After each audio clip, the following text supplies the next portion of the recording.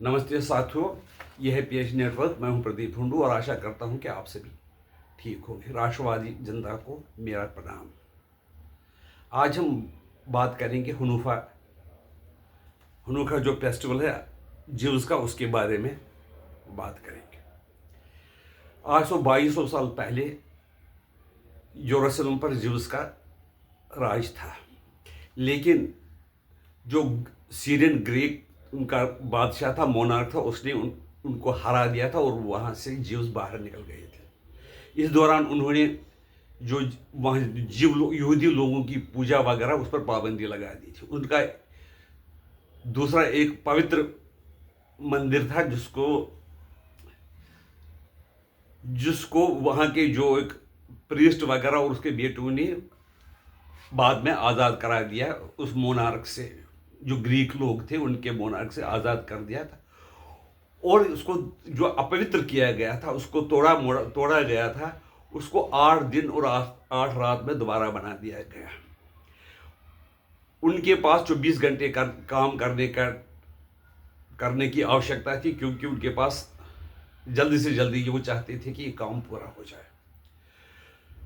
लेकिन उसके लिए उस वक्त तो दिए वगैरह बिजली वगैरह होती नहीं थी। उनके पास वो तेल के जो खाने का मस्टर्ड तेल से उसी से दिया जलाते थे। उनके पास एक उन्होंने बाद में स्टैंड बनाया, वो बाद की बात है। तो एक दिन का तेल उनके पास था, लेकिन एक मिरेकल हो गया कि दूसरे दिन भी उसमें जो 8 वाला स्टैंड था, दूसरा दिया भी जलने लगा, वो भी लाइटिंग देने वाला। तीसरे दिन तीसरा भी जलने लगा और 8वें दिन 8वां भी जलने लगा। यानी जो एक दिन का तेल था, मस्टर्ड ऑयल, जिसमें यह मोमबत्ती का स्टैंड रखी है, उसमें मोमबत्ती रखी जाती है, या तेल के वो ऑयल लैंप रखे जाते हैं, वो 8 दिन पहुंचे। तो 9वें दिन उन्होंने खुशियां वगैरह मनाई, क्योंकि वो जो उन्होंने टेम्पल है अपवित्र जो किया गया था, उसको डिस्क्रेडिट किया गया था, उसको दोबारा उन्होंने बनाया। इसलिए ये जो फेस्टिवल है, ये यहूदियों का बहुत ही ज़्यादा इम्पॉर्टेंट फेस्टिवल है। इसको व्हाइट हाउस में भी पिछले 40 साल से मनाया जा रहा है। ये प्रथा पहले जिमी कार्टर ने शुरू की, उसके बाद हर एक जो प्रेसिडेंट आता है व्हाइट हाउस में, वो उसको हर साल मनाता है। इस दौरान जो ज्यूज हैं वो छुट्टियां मनाते हैं, रिलैक्स करते हैं, जो लंच वगैरह डिनर देते हैं, एक दूसरे के साथ एंजॉय करते हैं। इसी तरह से जैसे कि हम फेस्टिवल ऑफ लाइट्स मनाते हैं दिवाली के दिन, इसलिए वो भी 9वें दिन जो होते हैं, 8 दिन का जो प्रोग्राम है उसमें लाइटें जलती हैं, 9वें दिन तो ज़्यादा इम्पॉर्टेंट रहता है ये फेस्टिवल। यही फेस्टिवल मनाने के लिए लोग बीच पे मनाते हैं, होटल्स में मनाते हैं, सिनेगॉग्स में मनाते हैं।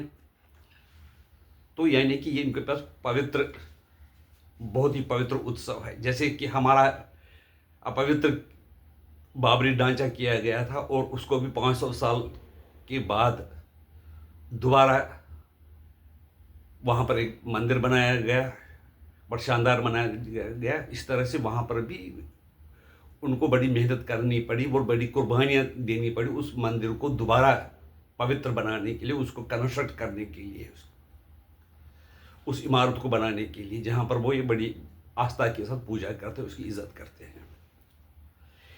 इसी सिलसिले में बोंडई बीच है ऑस्ट्रेलिया में, जिसपे वो 2000 यहूदी तकरीबन वो उत्सव मनाने गए थे।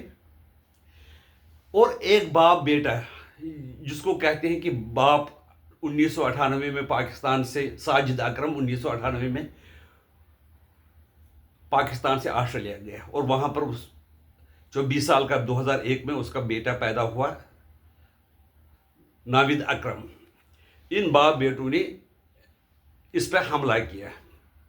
इनकी जो कांग्रेगेशन थी, जो लोग जमा हो गए थे, जो खुशियां मना रहे थे, उस पर उन्होंने हमला किया। आपको याद होगा कि 7 अक्टूबर 2023 में भी जो लोग जमा वगैरह फेस्टिवल मना रहे थे गाजा के पास, इजरायली लोग वहाँ पर 250 लोगों को मारा गया, 1000-2000 लोगों को बंधक बना दिया गया, बलात्कार किया गया, बहुत ही ज़्यादा उनको दुख दिया, जिसके कारण गाज़ा का जंग जो अभी भी चल रहा था। ट्रंप कहता है कि मैंने वो वार रुकवा दी, ये कर दी, लेकिन न इजरायली माफ़ करने वाले हैं, और जो फ़िलिस्तीनी है वो उनके फ़िलिस्तीन में हमास वाले हैं, उनका भी प्रतिशोध, उनके दिल में भी प्रतिशोध है। कोई उसमें शांति होने की कोई चांस नहीं है। वो जंग चलता रहेगा, चाहे आज ट्रंप ने कुछ दिन के लिए सीज़ फायर करवा लिया, लेकिन ये परमानेंट रहने वाला नहीं है। इसी तरह से 22 अप्रैल को भी भारत में पहलगाम में हमारे साथ जो धर्म पूछ कर 25 भाइयों को मार दिया गया, उस वक्त दुनिया ने उसका ज़्यादा नोटिस नहीं दिया, और जिसके कारण पर हिंदुस्तान को टेररिस्ट कैंप्स पर हमला करना पड़ा। पाकिस्तान में हमला जब हमने किया तो ट्रंप कहने लगा कि मैंने वार रुकवा लिया, न्यूक्लियर वार रुकवा लिया, और उसका तोहफा मुल्ला को दे दिया। भूरे बंदर ने मुल्ले को बुलाया वाइट हाउस, और उसके साथ कार्यक्रम किया, उसको लंच करवाया। उसने भूरे बंदर को क्या लालच दिया कि उसने भूरे बंदर को कहा कि हमारे पास बड़े रेयर अर्थ मटेरियल है, और मुल्ला ने अपनी चाल में कामयाब हुआ। जैसे कि पहले ये कहते थे कि अफगान के लोगों को उन्होंने बर्बाद किया, और फिर ये कहने लगे कि हम किसी के कहने पर ये कर, अमेरिका के साथ हमने 80,000 लोग अपने गंवाए हैं। वो ये नहीं कहेंगे कि हमने डॉलर लिए तो तभी तो वो लोग बर्बाद हो गए।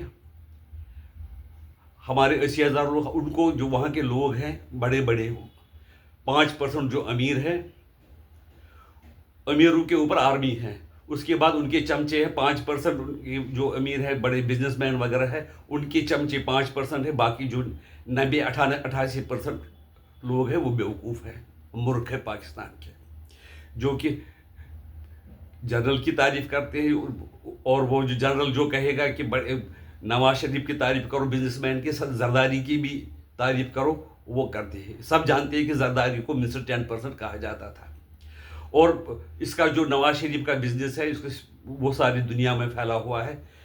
कई लोग पाकिस्तानी तो कहते हैं कि हिंदुस्तान में भी फैला हुआ था। इस तरह से उस वक्त अमेरिका और दूसरे जो पश्चिमी देश थे, जब भारत में हुआ था उन्होंने उसको सीरियसली नहीं लिया था, लेकिन अब जब पश्चिम में यह हमला हो गया तो कुछ लोग अब कहने लगे कि ये उग्रवाद है, उसका समाप्त करना चाहिए, उसका बदला लिया जाएगा। और इजरायली कहते थे, हमने ऑस्ट्रेलिया से पहले ही कहा था कि ये जो उग्रवादी है कट्टरपंथी, ये कुछ न कुछ गड़बड़ करेंगे, लेकिन ऑस्ट्रेलिया की जो उनकी पॉलिसी है वो अपनी पॉलिसी के लेफ्टिस्टों की जो पॉलिसी है उसके अनुसार चले, जिसके कारण ये भुगतना पड़ा। 16 लोग जो अपना उत्सव मना रहे थे मारे गए, लेकिन फिर भी कुछ शोर वगैरह मच गया है कि नहीं जी कुछ होना चाहिए, उग्रवाद ठीक है। लेकिन ये बड़ी दुख की बात है कि ट्रंप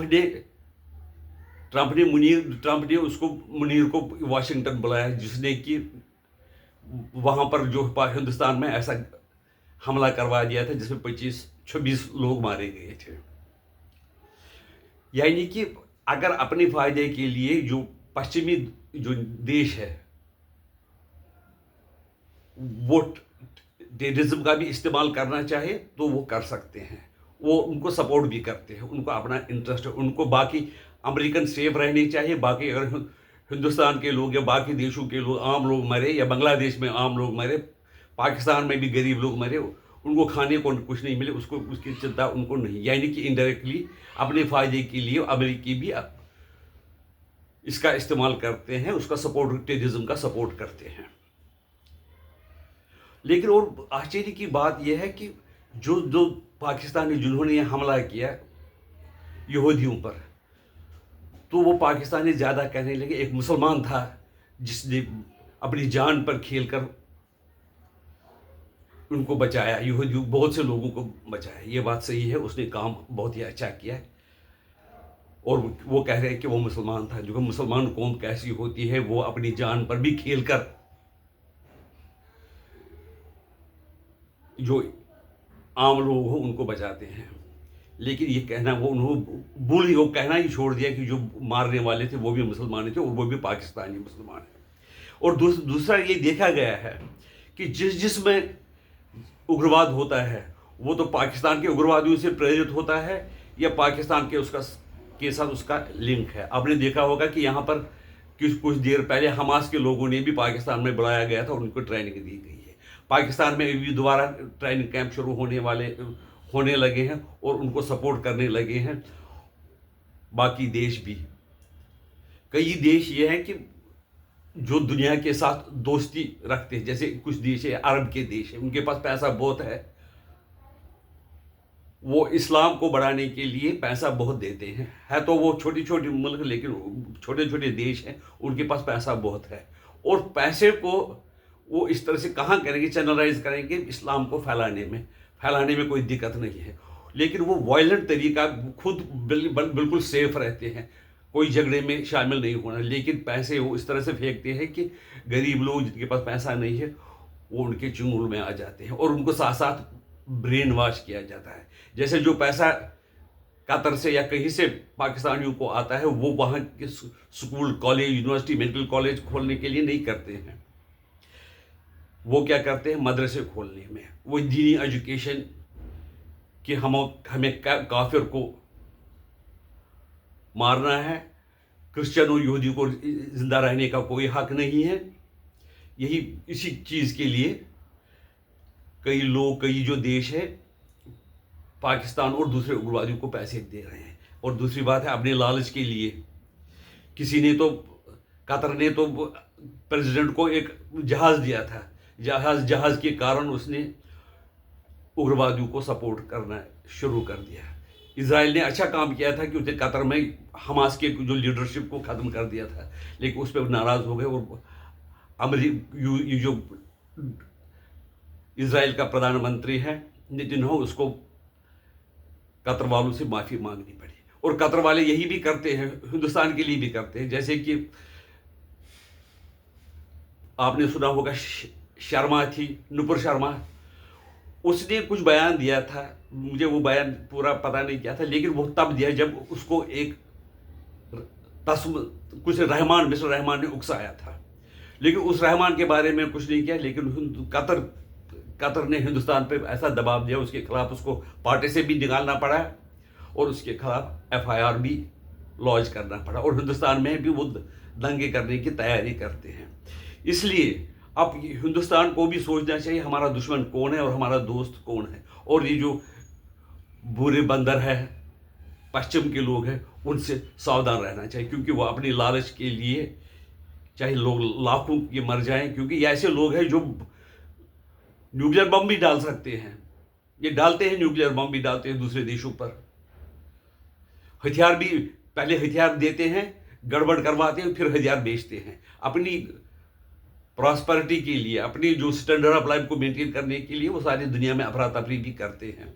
लेकिन हमारी बदकिस्मती है, सबकी बदकिस्मती, वो सबसे दुनिया के अमीर देशों में है जो ये गड़बड़ करते हैं। आपकी क्या राय इसके बारे में हमें बता दीजिए। भारत माता की जय, वंदे मातरम, जय श्री राम।